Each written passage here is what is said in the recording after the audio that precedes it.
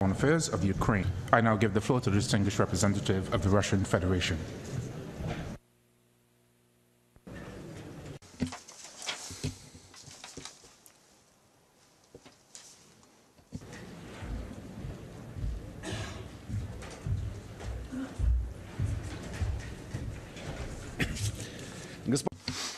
Mr. President, on March 21st, an event occurred which is of truly historic significance. Following the referendum in the Crimea, during which the overwhelming majority of the Crimean population voted in favor of being with Russia, following that, there was a reunification of Crimea and the Russian Federation. We call on everyone to respect that voluntary choice, just as Russia has done.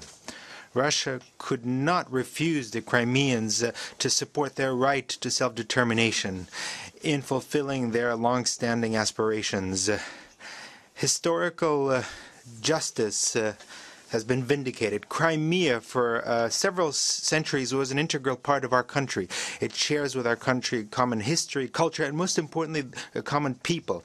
And only an arbitrary decision by the leadership of the USSR in 1954, when they transferred the Crimea and Sevastopol to the Ukrainian Republic, but in the framework of a single state, upset this natural state of affairs. After the breakup of the Soviet Union, it became clear that Crimea was cut off from Russia. In 1992, the people of Crimea adopted a constitution which determined Crimea as an independent state within the Ukraine. However, soon after that, this constitution was changed by Kiev without consulting the people of Crimea, and the status of the peninsula was reduced to an autonomous republic as part of a unitary Ukrainian state. The Crimeans never accepted this state of affairs. They openly demonstrated their sympathy for Russia. Their patience snapped against the background of a deep political crisis that occurred in Ukraine. The crisis was to a large extent provoked by the adventurous actions of the current political forces, which sought to break the century-old ties tying Russia and Ukraine, putting Kiev before a false choice, either the European Union and the West or Russia. And this policy was carried out with unprecedented bluntness. Either you sign an agreement of association with the European Union, that was that was what was demanded of the Ukrainian government, either that or face sanctions. In the ranks of anti-government demonstrators, representatives of the European Union and the United States openly marched along them. They called on carrying out anti-government actions openly. The central square of the city, the Maidan, was converted into a militarized camp. Well-trained and equipped units of militants carried out violent attacks against law enforcement bodies and captured administrative buildings. In one of these buildings, the House of Unions, the so-called Kommandatur of the Maidan was organized. On the 7th floor of that building, there was a permanent staff of the Embassy of the United States. And by the way, it's from that building that snipers were shooting. They were shooting at law enforcement, on the police and on demonstrators. This action was clearly aimed at provoking a violent overthrow of the government. At some point, it did appear that it would be possible to stop before the situation reached the worst. On February 21st, President Yanukovych and the leaders of the main opposition party signed an agreement which presupposed disarming the militants, freeing the administrative buildings that had been captured, creating a government of national unity, launching a constitutional process, and conducting by the end of the year presidential elections. However, someone thought that this kind of scenario was not sufficiently radical. The violence continued. Under threat of physical violence, President Yanukovych had to leave Kiev and then had to leave Ukraine.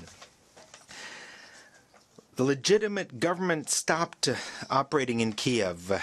Violence became a rule of politics. And the Upper Rada, the parties that that supported the Yanukovych majority became victims of this violence. As a result, the Rada was reshuffled, and instead of a government of national unity, a so-called government of victors appeared.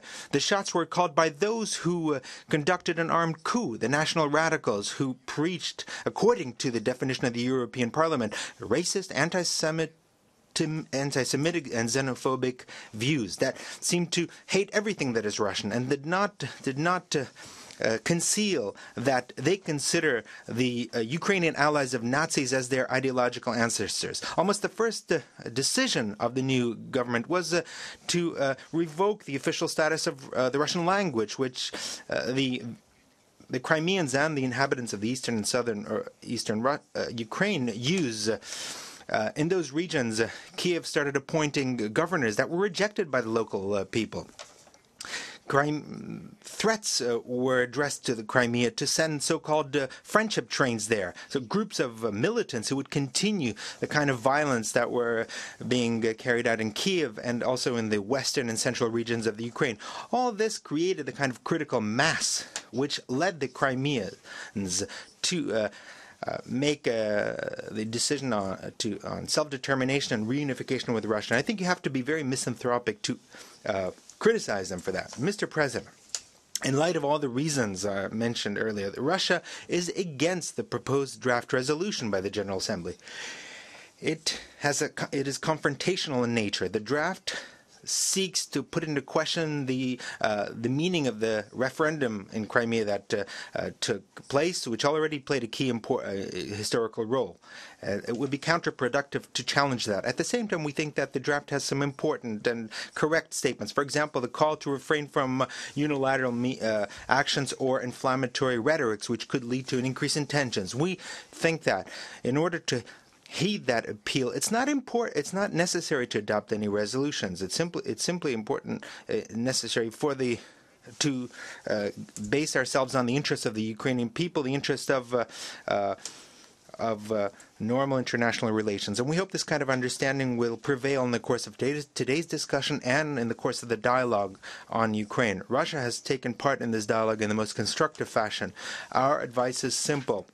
It's important to implement the main provisions of the agreement of February 21st. Ukraine requires a true constitutional process with the participation of all civilized political forces in all the regions, which could lead to the kind of conditions where people do not have to fear for their life and their safety, and they could be sure that their fundamental rights can be exercised. Thank you very much, Mr. President.